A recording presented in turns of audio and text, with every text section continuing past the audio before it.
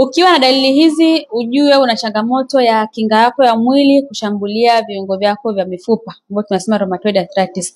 Moja kabisa, utakuwa unapata uvimbe kwenye maungio yako ya mkono, sasa maeneo ya vidole pamoja na miguu, maeneo ya kiwiko, unakuwa na uvimbe, muda mwingine panakuwa pekundu na muda mwingine panakuwa panakakamaa. Lakini dalili nyingine ni unapata maumivu makali hasa wakati wa asubuhi unapoamka. Asubuhi unapoamka maumivu yanakuwa ni makali sana maeneo ya maungio sasa kwenye vidole. Na dalili nyingine unakuwa unapata uchovu kupita kiasi. Hata ukipumzika uchovu hauishi, hata ukija ukilala uchovu unakuwa mwingi sana. Na muda mwingine dalili nyingine unakuta unakuwa unapoteza uzito wako unakuwa unapotea mara kwa mara, lakini pia unanyong'onyea, mwili unakuwa unanyong'onyea, na muda mwingine unakuwa unaota vinundu na unapata uvimbe chini ya ngozi. Kwa hizo dalili baadhi. Asante.